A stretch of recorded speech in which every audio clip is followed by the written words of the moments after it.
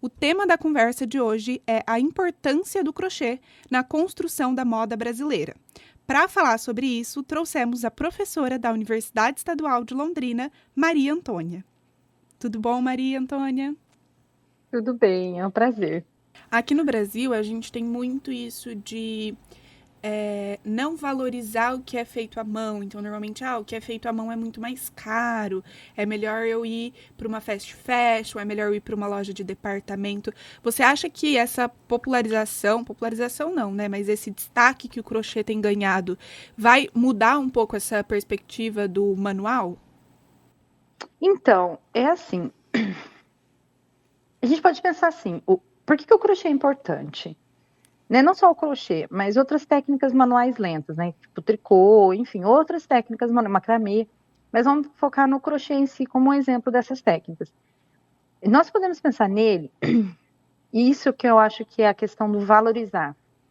Valorizar, na verdade, é dar espaço, o espaço real que essa técnica ela tem, né? Então, o crochê, a gente pode pensar nessa técnica que ela gera objetos que têm uma carga, sabe, carrega memórias coletivas e territoriais. Porque ele é ele gera objetos, vamos falar assim, biográficos e afetivos, né? Porque ele tem uma carga daquele indivíduo, daquele tempo que foi dedicado àquele objeto, àquela técnica, né? Então, ele tem essa carga, igual a gente está falando, né? Se a gente for falar em moda brasileira, história da moda no Brasil, ou até mesmo contexto de vestuário e têxtil, essa memória territorial está presente na técnica em si, né? Nos objetos de crochê. E hoje, com esse resgate, vamos falar, né?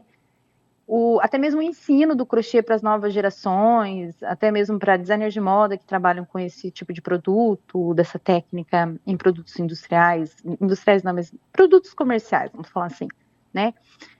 Permite recuperar esses saberes tradicionais e integrar eles a uma estética um pouco mais contemporânea, né? A gente passa a mudar um pouco a configuração formal, a gente usa a mesma técnica, mas aplica novas configurações estéticas, um pouco mais contemporânea, dá um olhar mais atual para esse tipo de produto, né? Para esse tipo de técnica. O que contribui, é claro, para uma moda com uma identidade própria, porque a diferença entre um produto feito com uma técnica manual lenta para um produto tipo fast fashion que não valoriza o processo, porque essa é a diferença. O que acontece? Quando a gente fala de produto industrial, a gente tem que lembrar que com o tempo nós fomos abrindo mão da valorização do processo pela valorização do produto final. Então, eu não valorizo necessariamente o processo, aquele processo de construção do produto, e falo assim, nossa, isso vale a pena eu dedicar o meu dinheiro, que foi o tempo que eu gastei, né? O tempo que eu dediquei de trabalho. E eu adquiri o meu recurso financeiro e investi num produto que teve um processo, né? Então, adequado, um processo lento, um processo que foi realmente individual, autoral. Nós abrimos mão dessa valorização desse processo por um produto industrial feito em massa. Então, eu não me preocupo se o produto ele teve um processo ético, ou quanto tempo ele demorou no processo produtivo, ou se ele é autoral, ou individual, ou não. Eu parto direto para a valorização do produto final. E isso me faz querer trocar um produto, às vezes, que você sabe, um blazer, né? Por exemplo, um blazer. Um blazer que, na verdade, não custaria R$ 200 no alfaiate, mas por um produto de R$ 200 que veio da China, que passou por um transporte longo, mas que é vendido a R$ 200 numa loja de departamento. Porque o objeto é mais importante do que o processo. Então, vamos pensar assim.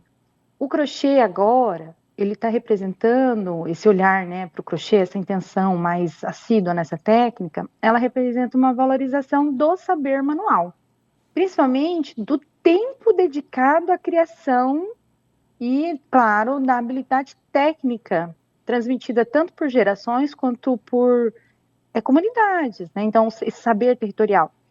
E isso, esse resgate, essa valorização desse saber manual, é um resgate de um valor simbólico, né? Do fazer artesanal e trazer até mesmo uma lógica que ela venha, sabe, ela bate de frente com a lógica impessoal da produção industrial. Então, principalmente na minha perspectiva, é isso que está acontecendo agora com o crochê. Esse tentar valorizar esse saber manual para que ele tente sobrepor ou ser um outro caminho para a lógica impessoal que a produção industrial impõe, né? Professora, já encaminhando para o final da nossa conversa, então, a gente pode falar, então, que essa valorização do crochê, não só do crochê, né, mas desses produtos manuais, não só no Brasil, mas nas grandes passarelas que a gente tem visto por aí, é uma forma de resistência, talvez? Olha, sim, vamos, eu acredito. Porque, assim, primeiro, né, igual no Brasil, nós temos nomes como Marta Medeiros, o Ronaldo Fraga, né, que eles trabalham com esse crochê, tanto numa transformação do crochê como símbolo da brasilidade, autenticidade e até mesmo resistência, né, do nosso histórico, do que é nosso, do que a gente conhece e da configuração formal que a gente dá para ele, né? Aparecem desfiles editoriais, agora estão aparecendo cada vez mais, né? E já apareciam, principalmente no Ronaldo Fraga, ele sempre trabalhou com crochê, né? Manifestando essa estética de raízes culturais, tanto do nosso país, como o crochê não pertence somente a nós, né? Ele pertence a outras culturas também, como essas culturas internacionais também estão trabalhando com esse tipo de produto.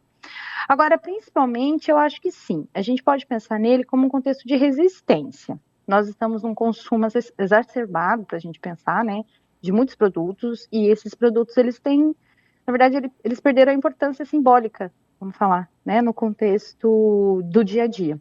O que é importante é que, assim, ao mesmo tempo que ele é um contexto de resistência cultural frente ao fast fashion, ele também não é.